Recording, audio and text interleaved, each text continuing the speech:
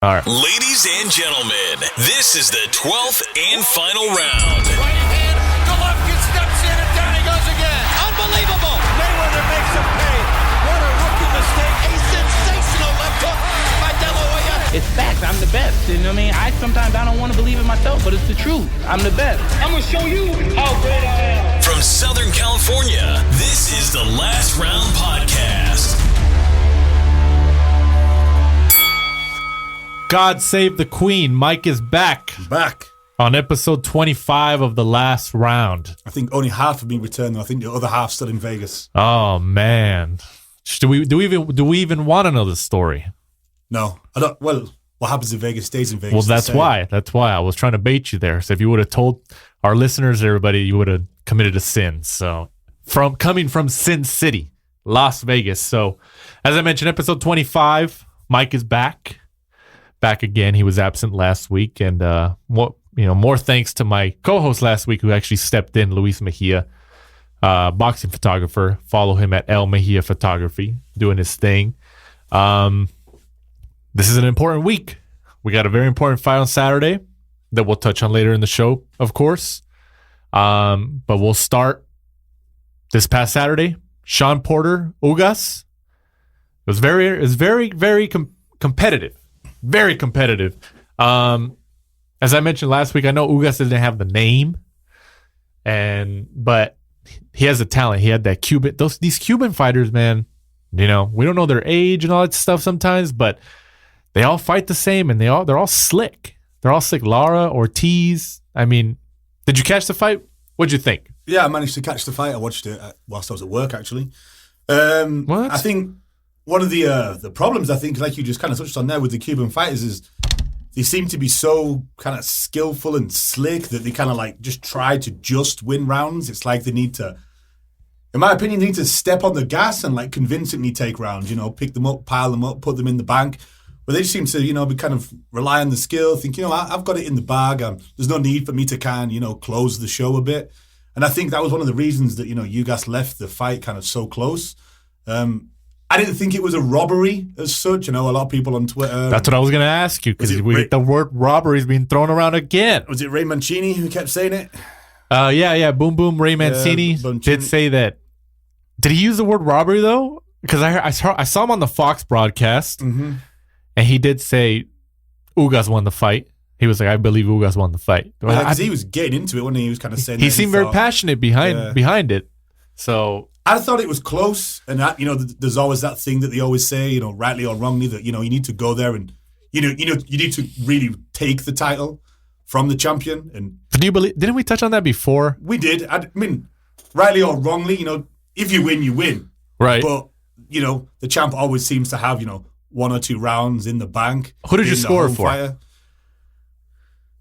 I thought you guys probably took it by a round. I scored at 116, 112 Porter. You did? I did. But this first time I watched it. The first time I want to rewatch it again because, every time there's people like, oh, Ugas took it. And then there was even some people out there, in press row who picked Ugas. So just like, maybe I should watch it again. But I had Porter winning. But there was a couple swing rounds that I thought, oh, you know what? Ugas with the body work, the counters. I read somewhere, I think it might have been Boxing Scene, that 10 of the rounds the judges scored differently. All three of them? All three of them. There was I think only one of the judges scored the 12 to Shawn Porter, and they couldn't agree on 10 of the rounds. That's how close it was. Because I think it was a split decision, obviously. Ugas had one card for 115, 113, I think. Yeah. And then obviously there was that knockdown or phantom knockdown. Okay, that's where I was transitioning. Okay, so that was not a knockdown. No, at first, when I first watched it looked like I thought it was a knockdown. But then when you see the camera from the other side, right, you could see he was kind of already off balance, and the punch was like he was already kind of because even Ugas tweeted out after the fight, he tweeted out video of it saying, "No, this was a knockdown." Jack Reese, who was the referee in that fight, pretty much, I respect you, but you made a mistake. But if you look at slow-mo video of it, Shawn Porter puts his guard up on his ear, and then Ugas goes for like a sweeping right hand, and he kind of just, if anything, he touches him behind the head, and it wasn't even like a great connect. If anything, like it's like their wrists kind of hit each other. And I think if you kind of slow it down, if you slow down that video, Porter at that moment puts his guard up and he's trying to like crouch down, I think, to try to maneuver out of the way. And his back right foot goes back, and I think because he's trying to use it to crouch down.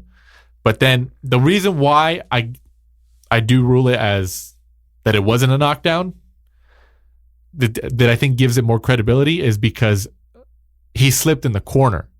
And we know in the corner of fighters, there's all these liquids all the time. There's water and stuff like that. Yeah, they try to clean it, but sometimes that's the wettest part of the ring. And that's where he slipped. They were in the corner. I think that was his corner. So, I know people were like, oh, that was a knockdown. That wasn't a knockdown. I think that was a proper call by Jack Reese. I agree. I thought he was kind of like already going down. Like you said, he kind of blocked the punch. I don't think the punch was the deciding factor to send him to the ground. I thought Jack Reese did well. That Tyson Fury fight, and then again with this one. I think plenty of referees would have seen, even though that he blocked it, they would have taken the easy way out. Well, that's why I think, and they'd have just given him the count. I think it was a tough spot. Like, I mean, yeah, we're giving him credit right now. Like, that was a good call. He got it right. But even if he did rule it a knockdown, I mean, in real time, I mean, that was kind of hard to really see. You really had to be at a certain angle. And you know what? I can't remember exactly where Jack Reese was standing at that moment. He was like on the camera, he was kind of like to the left. He was kind of quite far away. Yeah. So, I mean, of course he knows what angle he had. But, even if he got it wrong, he did rule it a knockdown. I think the way he fell kind of gave it away a little bit. Yeah, you see his foot. It does slide. Just the way that, like, it was kind of unnatural, the way that he went down. Like, if he gets, like, a big punch, you could kind of see, like, the way he'd go. And it was kind of odd, like he had slipped, or it's just weird. You could kind of see, like, Jack Reese, to me, that would have been a deciding factor, like the unnatural way that he kind of went down. Right. I mean, Ugas, yeah, he says that if he would have got that knockdown, he could have won the fight and stuff like that. I mean, yeah, possibly, but like I said, some people scored it for Ugas, some people scored it for Porter. It's not that I liked some of the work that Ugas was doing, especially to the body. Those hooks to the body, those were nasty. And Porter was taking them. Porter was taking them pretty nicely. I mean, it wasn't really ever a time where either fighter was really hurt, or at least, they didn't show it. But yeah, I think, like I said, I scored at 116, 112 for Porter. I want to rewatch it again just because there's so much scrutiny, but I'm not, the word robbery, like, that's not what I'm talking about here. Nope. No, I don't think it was a robbery. I think neither fighter really put their foot down and decided, to take control of the fight. I thought Porter did well. I thought he came in with his usual Shawn Porter style, just, throwing a lot of punches, just trying to wing his way in. I thought Ugas, did well in parts of the fight. Like, he reminds me of Lara. They have that very, traditional Cuban style. Absolutely. Where I kept thinking to myself, like, he's got the skills to kind of, take control of the fight, but he kind of just wanted to, like, stay ahead instead of, like, I've already kind of said, put his foot down and be like, you know what, I'm doing well here with the body work, and, I'm kind of staying on the outside and, trying to stop Porter coming in. And I just kept thinking to myself, just keep doing it, just keep doing it and just keep, trying to take the rounds. But I don't know, he just didn't seem to want to do it. It's kind of like an odd style that I think he could have taken that, quite convincingly and, won the WBC championship and got into bigger and better things. So I think looking back at it, if I was him, I'd be kind of, disappointed really that. I think Porter was disappointed. Yeah. Because, I mean, even at the end when they were about to announce the winner, you can see him kind of prepping himself, like, based on his body language, like, man, I think I could have, like, that's a possibility he could lose. Because even when they said he won, it wasn't like he showed emotion. He just kind of raised his hands and kind of kept a straight face. Like, but you can see leading up to that announcement that in his mind, he was kind of prepping himself like, yeah, you know what? I think I might have lost. I mean, it was a close fight. I could see it why some people scored for Ugas. I can see it for some people scored for Porter. Some people are, because you have the luxury of watching it on television, you can see the landed punches on the screen, like, oh yeah. And yeah, Porter did outland him, but not by much. And so people are like, oh, he outlanded him. That's why he should win. Like, no, not necessarily. Ugas was definitely had, I thought, the cleaner work. Porter kind of comes in. Porter was taking it to him, though, because there was times where, like, they were just kind of staring at each other. Ugas was literally waiting for him to jump in there so he can counter him. And I was like, come on, like, make something happen. I know you're a counter puncher. You got the Cuban style, but, take it to him. You can still counter him, but I don't know. He was trying to stay on that counter punching outside work and everything. On that performance, though, I don't think Shawn Porter is going to, have the title for very long. I think when he steps up and faces somebody like a Thurman or, even people were talking about him, facing Manny Pacquiao. Yeah. On that type of performance, whether it was just stylistically, Ugas wasn't a good match for him. Right. Which I think could have been the case. I think they knew that, though, because I think he said that in interviews leading up to the fight. Mm-hmm. High risk, low reward. Definitely. Yeah. Definitely I mean, like, I don't think a lot of people are going to be jumping at the gun to fight Ugas now. I mean, they were initially, but I don't think especially now. Like, oh, well, he gave Porter a pretty tough time. Yeah, exactly. Yeah, I can see him calling for a rematch, but I think because the fans weren't too happy with it, it wasn't exactly a huge gate, a big pay-per-view. I can't see them WBC granting it. Yeah. I think he's going to have to work his way back into contention, either with the WBC or another title to try and get another shot at the championship. So, yeah, he's probably going to have a tough time getting into that. But like we mentioned, with the split decision win, Shawn Porter improves to 32-1, and he retains WBC World Welterweight title, which going before the fight, he almost lost. And I saw all these articles after it, like, oh, he kept his title by a hair, which was actually, as soon as they cut his hair, I was like, oh, that's going to be the title. Yeah. That's going to be the title for all these pieces. So if you guys didn't catch it, Shawn, at the weigh-in the day before this past Friday, Ugas made weight. I think he was like 146.6, 0.7. I don't know. He was under 147, so he made weight. He was good to go. Shawn Porter jumps on the scale. He was 148.8. He was 1.8 pounds over. So they give, in California, in the state of California, you have 2 hours to make weight. So they give him 2 hours. I guess they went back into their hotel room, but the water wasn't hot enough. So they were like, oh, it's not hot enough. They were trying to sweat it out. So they went somewhere else. They went to maybe like a local gym, to a sauna or somewhere. They went somewhere where there was heat to try to sweat it out. And maybe he was just moving around. And they come back and he weighs in at 147.2. So he's still 0.2 over. And then I think his dad, Kenny Porter, is just like, I don't know if it's him or somebody else on the team. No, cut your hair, because he had dreadlocks. Yeah. So they cut the back of his dreadlocks. Man, literally, he goes down to 146.8, and then the whole team is just excited. Like, he retained, like, it's like they won the fight, But he lucked out, though, because if he would have lost the belt on the scales, that would have took away all his leverage with the other welterweights. Because right now, they're going to want to fight him because he has a title. Yeah. If he would have lost that title, I mean, he still would have got some decent fights, decent paydays, obviously. But I think realistically, the Porters know, okay, this title is our bargaining chip. They're going to come for us because we have the title. If we lose it, we lose a lot of our leverage. Yeah, exactly. Because he's not very pleasing on the eye. His style, kind of comes forward, head down, a lot of punches, just kind of like coming in.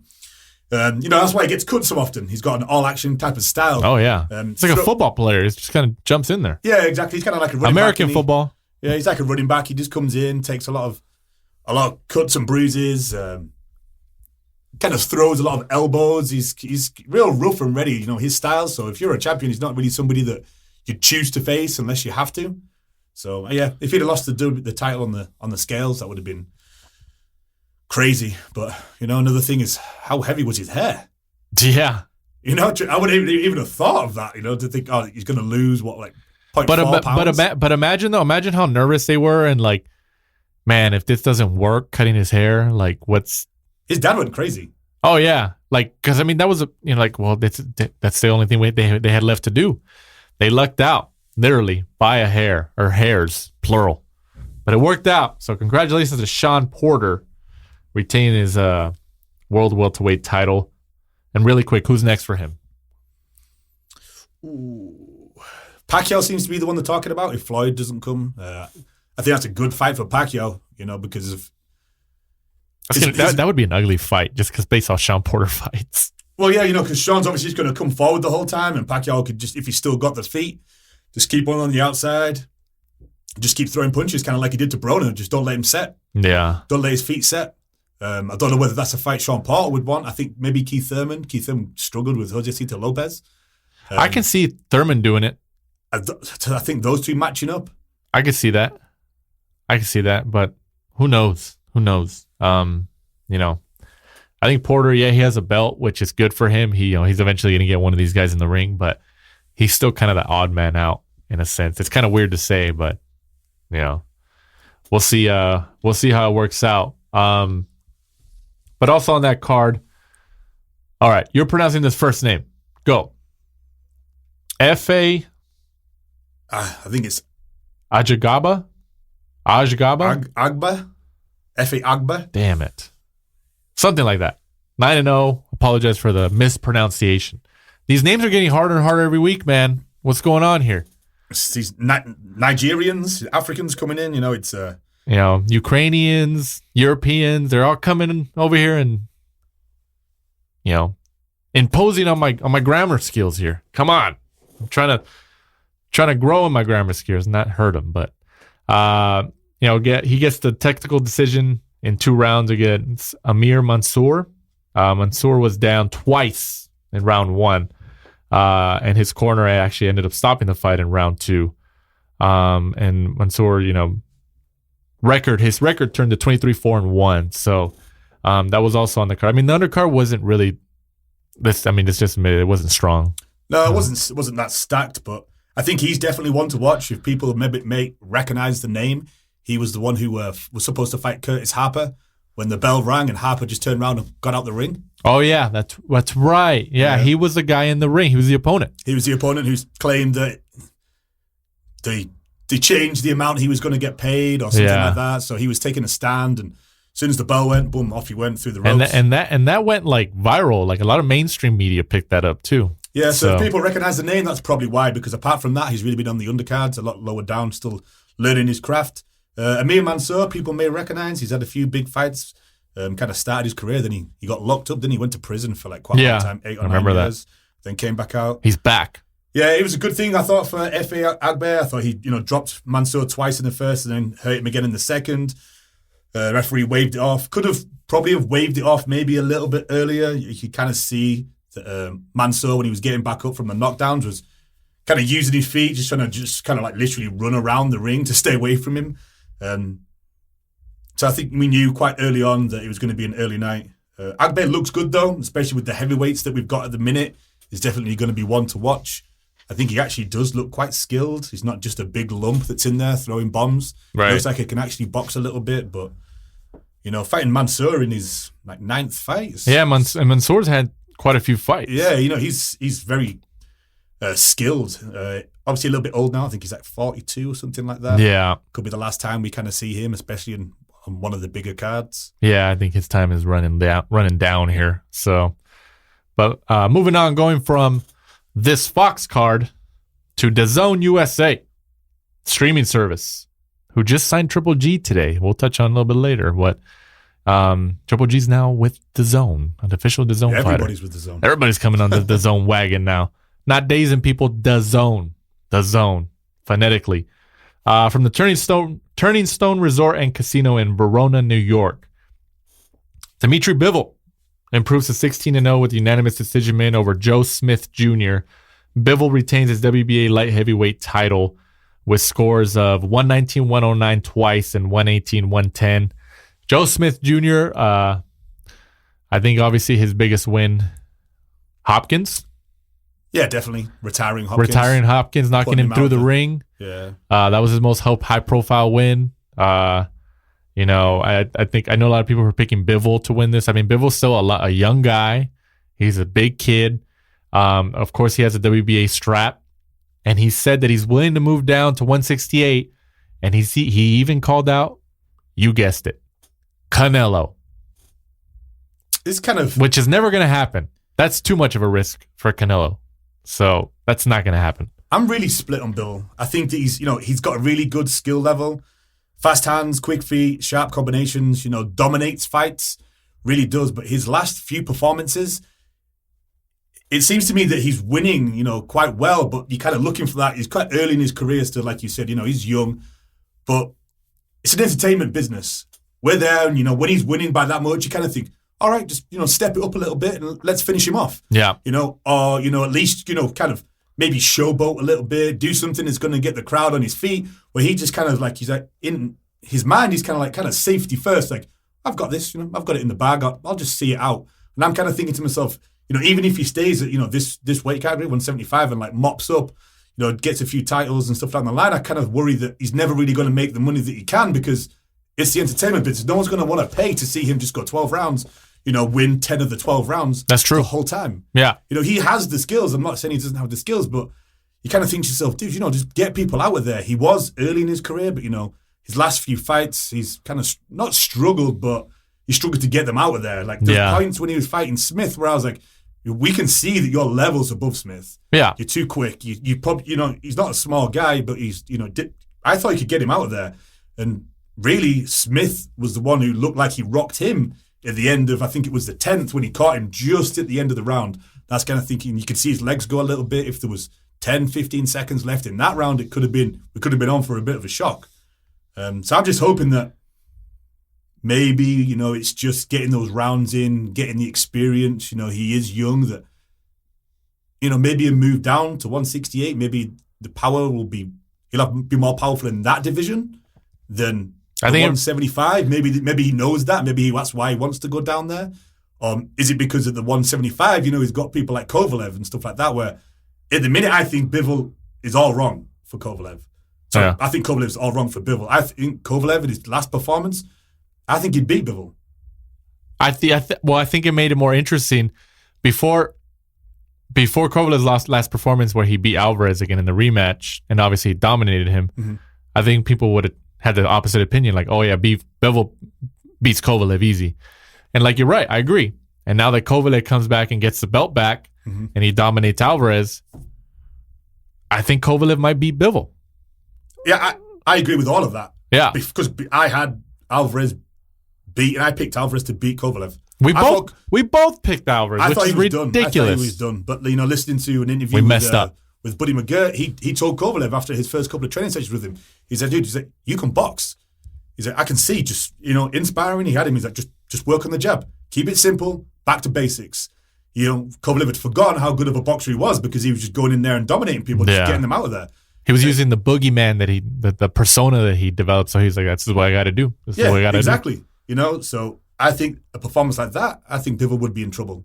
So, it's hard to see what he's going to do, because, he actually spoke about fighting Callum Johnson. Mm-hmm. But in the same breath, he's also talking about going down to 168. So, But I think, honestly, everybody at 168 should be, like, oh, man, I hope this guy doesn't come down. Because I think at 168, I think Bivol becomes the best 168 pounder at the moment. It's just interesting to see, because Ramirez just moved up, but I think Bivol beats Ramirez at 175 or 168. I'm not the biggest fan of Ramirez. I think we kind of touched on that before. I like him. I think he has he has potential to be bigger than he is, but it's fair criticism. He hasn't fought anybody. No, and he had a world title for 2.5 years at 168. He didn't fight anybody. Yeah, exactly. But yeah, for Bivol, honestly, I would. Who's at 168 right now? Honestly, I wouldn't be surprised seeing a Billy Joe Saunders Bivol fight. That's it. Well, the champion mopped it all up is Callum Smith, who's they've talked about Callum Smith, which he's looking for paydays. He's calling out all those retired. But guys, with Bivol, Bivol's a world champion, but there's no in terms of marquee names, Callum Smith and Billy Joe Saunders in the UK would be a big fight. There'd be big fights. I think just Bivol, though, I think he'd be kind of unknown. They did know him from DAZN. Yeah. But he's no Canelo. He's no Triple G. I say you put Bivol and Triple G on the same cards.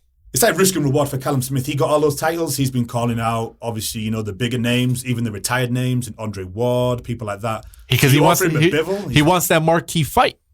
And he wants that marquee payday. Yeah. So, but like you said, Kovalev after the fight, after Bivol's win, went on Instagram and congratulated Bivol, but then he called for unification. But like us boxing fans know, of course, Kovalev is currently with ESPN. I don't know if he has a long-term deal with them or is it fight-by-fight basis. And Bivol has a long-term deal or at least multi-fight deal with DAZN. So, how's that going to work? Are they going to fight on one? They're both champions. Who has the star power more? Is it probably Kovalev a little bit more? His name's a little bit more recognized. So he might have the leverage just enough. Or is Kovalev like on a fight-by-fight basis with ESPN in terms of broadcasting rights? I don't know. But I don't think that fight happens, especially if Kovalev is on a multi-fight deal with ESPN, which he could be, but who knows? But I would love to see that unification fight, Kovalev-Bivol. Like you said, I'd probably pick Kovalev in that. I would at the minute after his last performance. I think it's a little step too far for Bivol at the minute. Yeah, but moving on, that was the main event. Moving on to the co-main, also for a world title, WBO super lightweight title. Mo Hooker had to battle on the scales as well. He had to battle the weight issues just like Shawn Porter, but he actually made weight too. I think he was only 0.2 pounds over though. Was it 0.2 pounds? I know it was less than Porter. Yeah, it was less than Porter, but he did the same. He ended up taking like the full time to actually to make weight. Yeah, and then I saw pictures of it, and like he didn't really look that, leading up to the fight and then the weigh-in, he didn't really look. He looked drained. And I remember I was talking to some people like, oh, I don't know, man. I don't think this is probably his last time at lightweight, super lightweight. I think it's taking a toll on him, but who knows? But he ended up making the weight, and he also defeats LaPierre. Is it Michael? Michael LaPierre, I think. LaPierre. We're getting French in here. Where's my French fries? Unanimous decision win, 12 rounds for Mo Hooker, retaining his WBO super lightweight title by scores of 119, 108, 120, 107, and 118, 109. Just like I said, he made weight the previous day in the fourth attempt and took the full 2 hours after being half a pound over. Okay, it was half a pound. I thought it was 0.2. After the fight, Hooker calls out Jack Catterall. Jack Catterall from England. I knew it. Who's his mandatory challenger. He was actually ringside. They should have brought him in. They should have brought him in the post-fight. I'm surprised he didn't really, just to try and sell the fight a little bit. Could have had a little bit of back and forth, a little bit of drama, a bit of WWE action in there. Yeah, man, you got to sell it, especially being on DAZN. You're trying to sell the subscriptions here. You want people to tune in. But he's got a lightweight title, super lightweight title. If these two don't fight, who does Hooker get next? I think Hooker may move up in weight. Well, that's what I was thinking. But if he stays at super lightweight, see, who's at 140 right now? I'm trying to think who would be a good one for like Ramirez. Even though Ramirez has mentioned about moving up, he could do Ramirez. But like you said, he's talking about moving up. Linares would be a good fight. I don't know whether Linares would want. Is he going to go back down after the last fight? Cano, Pablo Cesar Cano. I mean, he did get a pretty significant win over Linares. See that? No, Golden Boy, I think would probably go for that. Try and get him in there with somebody else around that. If I was Golden Boy, I would. And they approached me to Cano against Mo Hooker for the title, I would be all over that. Because Cano isn't. I mean, who knows? Maybe that was the win he needed to propel into stardom and bigger fights, and maybe he's going to be on a string of wins. The problem is all the people around his weight category obviously are in the World Boxing Super Series. That's true. If that goes ahead. That's true. Prograis. I digress. Josh Taylor, Baranchek. All those guys are obviously tied up. I can see Beltran. I don't know, man. I know. I just don't think Beltran has it. I think he just Top Rank's just utilizing him in their rotation and everything. I just think he's more of a stepping zone now. Yeah. He's going to pass the torch to one of the younger guys, a Teofimo. Yeah. I mean, I don't know. I wouldn't mind seeing Mo Hooker and Teofimo. I mean, even though Teofimo fights at 135. He's talked about moving up. He's talked about moving up. That's why. He said, was it this is going to be his last year? I mean, like, so. I think that's an intriguing fight. Because Mo is top rank? I know he's DAZN, but is he? No, I don't think he's top rank. Or is he? I think he's Matchroom. Just on a fight-by-fight basis, though? That's a good question. Because he came over and just snatched the title from Terry Flanagan. So yeah. I think Matchroom probably just tied him up to a fight-by-fight, maybe. Yeah, I mean, sometimes they win and they're like, oh, we'll promote you fight-by-fight or something like that, multi-fight deal. But we'll see. He's got a title, WBO. So we'll see how it goes out from there. But Robert Garcia and them, they trained Virgil Ortiz, Golden Boy's Virgil Ortiz, who's also at 140, and he's ranked. He's ranked number 9 right now in the WBO rankings. Do you know what? And you know where LePierre was ranked at? Lower, I bet. Number 10. If you remember when Virgil number 10 fought last time, he won and then said he would like to fight Mo Hooker and make it a fight in Texas. Yeah. Because they're both from around the Dallas area. Yeah. So, you know what? I would like to see that. They're both DAZN, Golden Boy, Matchroom. Yeah, it could work. So, honestly, I wouldn't. If I was Golden Boy, I'd push for that. I mean, I think it's time for people who know boxing. Virgil Ortiz for Golden Boy is one of their most talented fighters. He just hasn't, been able to stick his name out there. He's not one of those guys who, like Ryan Garcia, social media, puts himself out there, concentrates on the craft more. He's not one of those just, maybe he should, because to me, I think, like I've touched on before, he is one of the better prospects, if not the best prospect in Golden Boy stable. Yeah, I agree with that. But, he just, the exposure, even though he has been on fights and cards and stuff like that, he just, it's not there. That he hasn't reached that level yet. Yeah, at the minute, I think he'll get there. I definitely think he's the future world champion unless something goes astray. He's, when you speak to him, he's very down to earth. He just concentrates on his craft, keeps himself to himself. He's not out there doing crazy things, drinking, partying, and stuff like that. So I think he's a future world champion. But I hope he gets that fight. I could see it, especially if Hooker fought the number 10 ranked guy in the WBO rankings and Ortiz is ranked number 9. Because he's gone through Terry Flanagan, Alex Salcedo, and then Mecca Lapierre. So he's had quite a year. Yeah. So there's also Arnold Barboza Jr. Top ranked fighter. Chris Algieri's there. My man Chris Algieri. No way. Is he in the top 10? Yeah, he's ranked number 5. Ranked number 5. And didn't he retire for a while? And then he did his fitness thing. He was training some guys on the fitness and nutrition side. And I was like, okay, he found a career. Because, he has a master's in nutrition or something. So, he knows his stuff. But he's back. So, ranked number 5 in WBO rankings. So, but like I said, just looking at the rankings, if Hooker's fighting the number 10th ranked guy, well, he should fight Ortiz next. Ortiz is ranked number 9. He's higher. I think that's a fight we could see. I think Golden Boy may throw a little bit of money his way, see if he'll take it.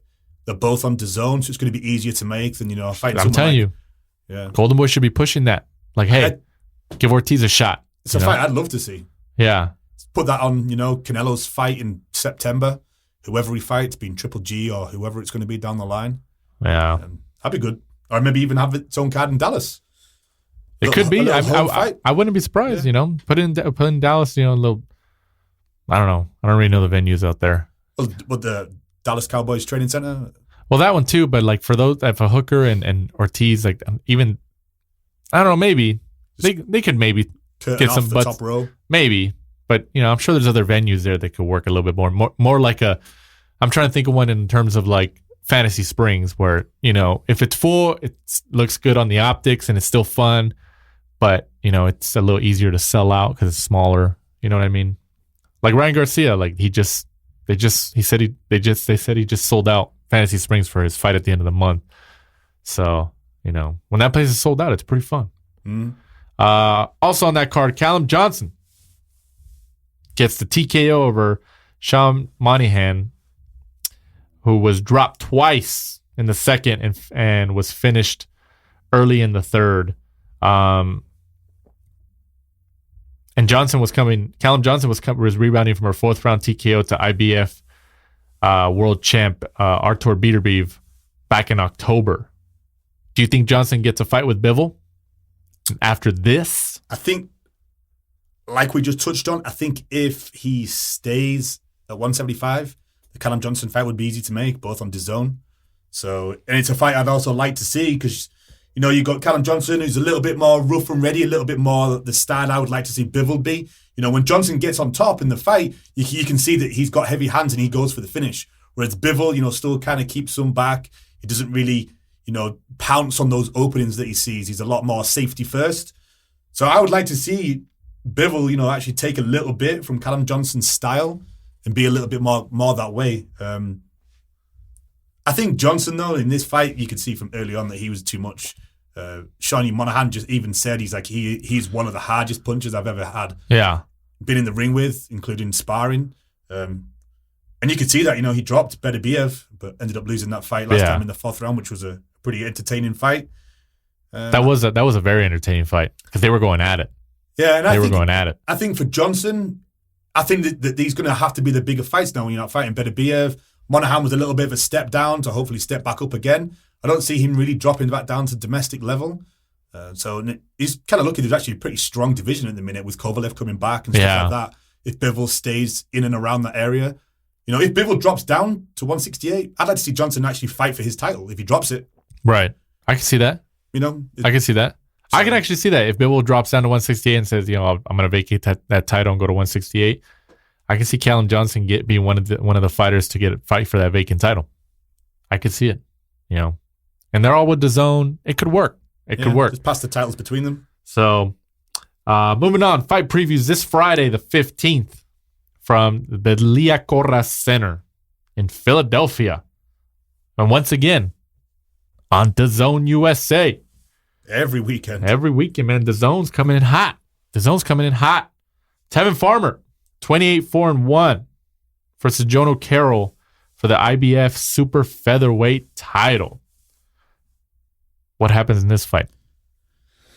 As much as I would like to say Jono Carroll wins, I can't see it. I think Tevin Farmer's going to be too skillful for him. Yeah, his experience is a little bit. He's got more experience. Yeah, definitely just more too experience. Much. I think he'll be similar to, to Tevin Farmer's last fight. I think he'll just go in there. He'll take him a couple of rounds just to try and work out what Carroll's going to do. Kind of download Jono Carroll's style. And I think Tevin Farmer will kind of actually make it look fairly easy. You think he stops him? I think he'll stop him. Yeah, 7th. I think he'll be towards the end. I think Farmer will just kind of beat him down essentially, and I think he'll finish him around like maybe round 8, round 9, and then hopefully after that we'll see Tevin Farmer move on, and eventually we'll see the Gervonta Davis fight. I don't know, man. I don't think that's going to happen. I don't think Floyd wants him to because I think Tevin might actually be all wrong for him. Well, I think it's an intriguing fight. Yeah, definitely. But I think I would still pick Davis in that fight. But I think Farmer's a live dog. Yeah, Tevin does get hit. And it's, his last couple of fights against, James Tennyson was nowhere near that level. Same as Jono Carroll. It's just the fact that they were signed to DAZN and Eddie Hearn's kind of been throwing them in there, I think, to make Tevin Farmer look good. I don't think they're on the same level. Farmer would be like an A level, and Jono Carroll's like more of a C level. Jono Carroll struggled really because essentially, what was it? He had to be Guilherme Fresno, if you remember. Farmer said, "Hey, you beat him, you get a title shot." Oh yeah, and he ended up drawing with him. Yeah, kind of shows the level he's at. And then Tevin Farmer probably thought, "Oh fuck, well I kind of wanted to fight him. It's going to be an easy win." So he's like, "You know what? I'll give you a title shot anyway." Yeah. What does that tell you? I mean, honestly, if I was Davis, I would. I mean, yeah, Tevin Farmer, has talent, and I think he would give Davis problems, but I still think Davis beats him. And Tevin Farmer has a title at 130 pounds. Honestly, if I was, I don't know, but like you said, Farmer's technically on DAZN. Davis is with Showtime, Fox, PBC. So obviously that's the biggest obstacle at the moment. But I mean, I honestly think if they try to make a fight with them, I think Davis has the pull. Mayweather and Davis have the pull to pull Farmer over. Okay, the fight's going to be on Showtime. The fight's going to be on Fox. We'll fight, but you're going to come to ours. I think they have the pull to do that, even though Farmer has the world title. Showtime's obviously big a big company. Because Davis. I mean, let's be real. Davis is a bigger name. Yes, definitely. Yeah. So at the end of the day, that's what kind of matters in a sense. Who has the more star power? So I don't know, but I mean, yeah. If I was Davis, I would definitely try to make that fight, take his title. Like you said, though, it's going to be one of those. Is it going to be made? Because you've got Cancio is on That's the true. zone with Golden Boy. Yeah. Is that going to be an easier fight to make? Honestly, I think they're going to make the Machado rematch right away. You think they will? I think Machado's already said in interviews that he wants a rematch and he's still willing to stay at 130. He's too big for that weight. He is too big for that weight, but I think he knows, like, well, if I get this fight, if I get my belt back, I have some leverage, and he needs to move up. I think everybody knows that, but I think he knows. But I don't know. Moving on that card, Eddie Hearn's favorite fighter, Katie Taylor, 12-0, is also on that card against Rose Volante for the IBF, WBA, WBO lightweight titles. This is a unification fight. That should be pretty exciting. Female boxing, the zone, throwing those females in there. Eddie Hearn's. And Eddie Hearn, you can ask him. He said in multiple interviews, multiple stories, Katie Taylor is his favorite fighter. And Eddie Hearn is Mike's favorite promoter because he's English. Eddie Hearn, legend. The legend. Legend number 2, I guess. And also on that card, the original King Gabe Rosado, not Ryan Garcia. Now, this could be a good fight. Against Selecki. This is actually a pretty good fight. This is the first time I think Gabe Rosado is from the Philly area, and I think it's his first fight back in his home area for 7 years. And you got to think about because Rosado's 24-11. Gabe Rosado, though, is literally like old school throwback. But he's fought everybody. If you remember years ago, he had the chance. He was the number 1, and he was supposed to fight. Was it Cornelis Bundridge for the WB? Bundridge, I forgot about him. WBA, WBO, one of those titles. WBU. Anyway. He turned it down to fight Triple G. Yeah, I remember that. And he was the favorite. He probably would have beaten Bundridge at that time. Yeah. But he was like, no. Turned it down and stepped up to fight Triple G. You got to give him credit for that, man. Rosado's fought them all. I've met him in Vegas. He's a good guy. He's a good guy. Yeah. But you got to give him. I know people look at the record who probably don't know him. Like 24-11. What? Hey, man, a lot of those losses were like to strong fighters. Triple G. Like, you remember his face after the Triple G fight, just all bloody and everything. Like, that was a dirty fight. And then Selecki, his only loss was against the Danny Jacobs, who's fighting Canelo in May. That guy's 27-1. So, I think on paper, I think Selecki's obviously the favorite. But, I mean, Rosado's shown, especially with his past experience being in there with all those fighters. And being in his hometown, I'm sure that's going to, going back there after, I think it was 7 years, I'm sure that's given him a little bit of an edge, having the crowd behind him, probably step him up a little bit. I'm actually going to go Rosado. You know what? Eddie Hearn even said today. I think I might go Rosado too. I think Eddie Hearn was saying today that they're likely, not definitely, but likely the winner of this fight will face Andrade for his WBO world title. So if you could get any more, going back to your hometown, the chance of a WBA title shot, I'm going to go Rosado. And it will be a bloody mess as usual. Rosado, in terms of the marquee, is a bigger sell than Selecki. Yeah, I would say so. So if Rosado wins and faces Andrade for the middleweight title, I think they get more viewers. Yeah. If anyone's got DAZN and they're going to tune in on the weekend, this will be my fight of the night. That's an intriguing fight. This will be my fight of the night. That's an intriguing fight. I like it. Yeah, it's a really good undercard fight. So, when Rosado having fought Triple G, Jermell Charlo, Peter Quinlan, David Lemieux, I don't know, man. He doesn't hide from anybody. That's why he's got so many. Don't sleep on Rosado, man. No. I know people, when he loses and stuff, and they're like, oh, he's done. I mean, he's still there. And he's had a couple of fights as well. I think is it Martin Murray or Matthew Macklin in England? Oh, yeah, he did. Oh, my God. He's fought everybody. He went over there, and there was some home cooking, and Rosado was kicking off in the ring afterwards. Hey, but you're right, though. He doesn't shy away. Shy away. So I think I'm going Rosado. So we'll see how that turns out. I kind of hope he wins, but we'll see. And then this Saturday, the 16th, probably the most significant fight to date this year. Yep. From the 100,000 seat stadium, AT&T Stadium in Arlington, Texas, the home of the Dallas Cowboys. on Fox pay-per-view. Not Fox, people. This is on Fox pay-per-view. $75. I thought pay-per-view was dead, Danny. I don't know. De La Hoya, Eddie Hearn, they're all saying it's dead. Is it dead? Let's see let's see what the buy rate is on Saturday. Just like a phoenix, it rises from the ashes. Rises from the ashes, like Rosado, rising from the ashes. Let's see what the pay-per-view numbers let's see what they are after Saturday. IBF welterweight world champion Errol Spence, 24-0. Is he 24 or 27-0? 24, right? 24-0 with 21 KOs. I thought it was 27. Maybe I'm wrong. And it's also for, Danny, don't forget, the WBC Diamond. The Diamond welterweight title, which isn't a world. It's just, I'm not going into there. Whatever. This is for the IBF world welterweight title. Errol Spence versus Mikey Garcia. The odds when this fight first got announced were 8-1 in favor of Errol Spence. Mm-hmm. The last time I checked, they were 3-1. They could be 2-1 now, but they're 3-1 now. And I've seen a lot of prominent personalities in the boxing game are starting to bet on Mikey. Steve Kim, I think yesterday, he put one out there on Twitter saying, yeah, he put out Mikey. He's like, I'm putting it out now. Save it. I could be wrong, but I'm going Mikey. You know what? And I've been going back and forth, but I'm going to try to stick with my plan, with my choice here on TLR. I'm going to try to stick with my choice here. You've been good this year. Cancio. I'm going Spence.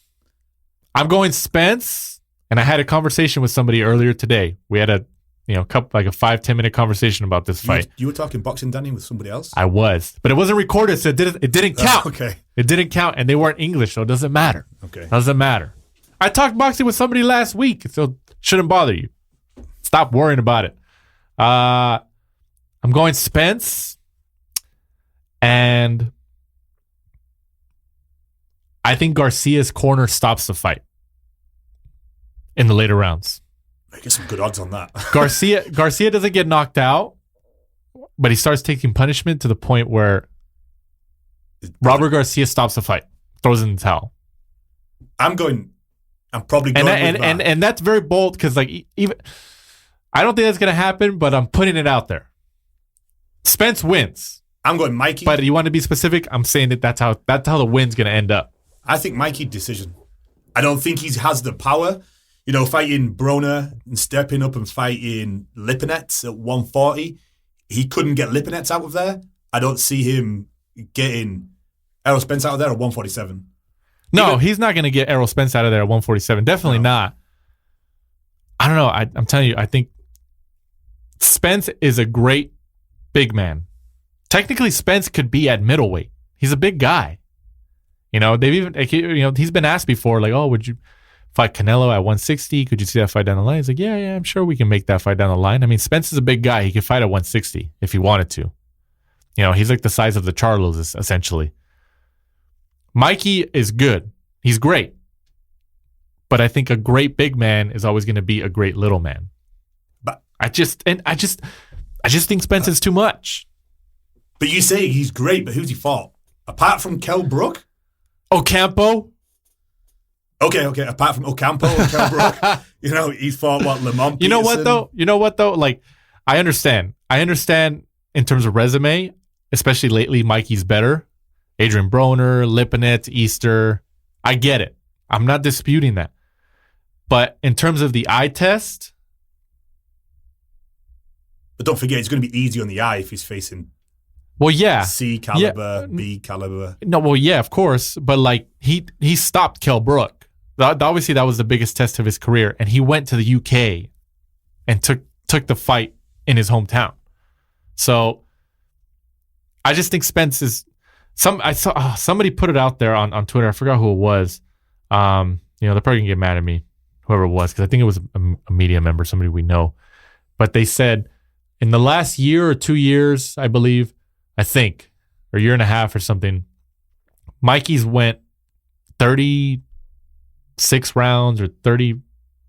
Broner. I don't know. A ton of rounds. A ton of rounds, and fought undefeated fighters, Easter, Lipinets, and Spence has went I don't know, 10 rounds, 8 rounds, fighting Ocampo and somebody else. In terms of activity, Mikey's obviously been a lot busier and been in there with the, I guess in terms of talent, with the more talented fighters, you would say. So coming in with the hype in that regard, I guess you would give it to Mikey, but I don't know. I just because of that, I mean, I recognize that, but that doesn't mean that Spence still isn't good. I just think Spence is. I just think Spence is. It's a lose-lose for Spence. Like we've mentioned multiple times on the show. Whether he wins, he's expected to win. Because if he loses, I'm like, dang, you couldn't beat a guy who came up from 135 pounds, and you're supposed to be like the boogeyman in the welterweight division. And if he wins, I'm like, oh yeah, well, you were supposed to win. You're the bigger guy. He's in a lose-lose situation. But is it his fault when he couldn't get these marquee welterweights, Thurman, Porter, or whatever, or just negotiations couldn't work, Crawford? He couldn't get him in the ring with him because they were like, oh, I don't know. He's a tough guy. I mean, I like Mikey. And I think the odds are a lot closer in terms of the fight now than they were before. But I still think Spence has him.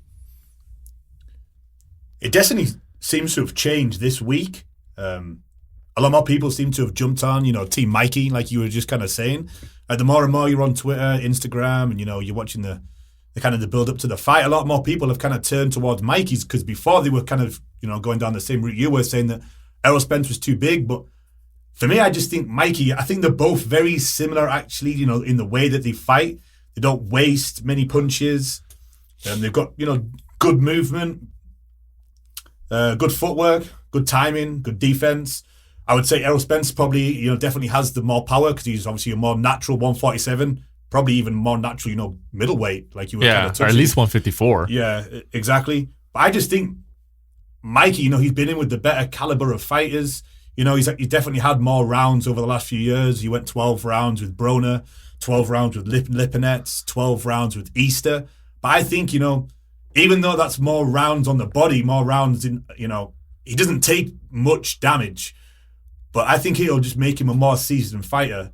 I think that, Mikey's been in there. He's been in these big fights more than Errol Spence has. I think it'll be close, and he may lose maybe a split decision because he's the away fighter. But I think he'll take it over the 12 rounds. I think just, I was in camp, I was talking to him, his dad, and his brother when it was talked about when he was supposed to fight Robert Easter, and his dad and his brother said they were like, we don't want him to fight him. And I think just that, because that height advantage was pretty telling. Yeah, and I think that kind of, drove Mikey on. He obviously thought, like, what the hell? Like, you don't have my back in this fight? And I think that from his, to prove them wrong, also, to have a legacy, because this would be his 5th title in a 5th weight category. He's obviously, well behind, like Manny Pacquiao, but touching on Manny Pacquiao, he did that. He was the smaller guy. He moved up 8 divisions. 8 divisions. Different style of fighter. Obviously Manny, selected very well some of the people that he chose to take the titles from. Absolutely. And he was, was more of a combination puncher, which, Mikey isn't. But I think Mikey, is definitely going to have to use his legs in this fight. Get in and out, because Errol Spence is the bigger, has a substantially bigger reach, and obviously has the more power. So, but I think Mikey can do it. He's very, very good tactically. Doesn't waste many punches. So I think Mikey will just take it. I think it'll be close, but I think hopefully he should take it. But I think he definitely needs to, being the away fighter, is try and close out the rounds. Something that I was talking about was Humberto Soto did against Brandon Rios. Yeah. In the last few seconds of the round, just to make sure to tell those judges, especially when he's the away fighter fighting in Dallas, that, hey, this round's mine. Do something, throw a few punches, combinations, stuff like that, just to steal it, just to put, like a final seal, like, hey, that was my round. Because I don't want it to be close, and we look back at it, afterwards and be like, what, Mikey, I think did take that, but, being the away fighter, like Shawn Porter kind of just touched on there with Ugas, I don't want it to be one of those where he loses his unbeaten record, loses the chance of a legacy, being a 5-division world champion. I think, hopefully Mikey, when he gets the win on the weekend, I hope that obviously, people over here and people in the UK, because it's now going to be shown on ITV over there. Danny, for free. For free. We have to pay $75 over here in America too. So I'm hoping thanks a lot, America. That will, give him exposure to, people this side of the pond and, over there. Because, he'll be 40-0, 5-weight world champion. That's big. When he gets that 12-round decision like I predicted. When he gets. So I'm going Spence. You're going Mikey. We're going to find out next week. And then really quick on that card going down, just get kind of seeing who's on that undercard. David Benavidez versus J. Leon Love. The Nightmare, heavyweight Chris Arreola versus Jean-Pierre Augustin, who Augustin is actually a part-time actor. So Hollywood, that should be his nickname, Hollywood Augustin. So if they use that, they better give us some royalties from that. And then your favorite of mine, Prince Charles Martin, is back, trying to get that one more world title. This isn't a world title fight. He's up against Gregory Corbin, but Prince Charles Martin's trying to climb up the rankings again. So the Prince is back. So in 1 year's time, we're going to be talking about pound for pound. Prince Charles Martin's back. But once again, probably the most exciting fight week that we have to date. Mikey Spence. Triple G also signed with DAZN. The last couple of days, they had a press conference. So that's something we'll touch on next week. But just reiterating it. You're Team Mikey. I'm Team Spence. And then we'll see who wins next week. But for Michael Shepard, who's back from Vegas, he's not hungover. He looks okay today. And I'm Danny Z. This is the last round. Thanks for supporting and listening to the show. Follow us at The Last Round 12 on social media. Rate, review, and subscribe.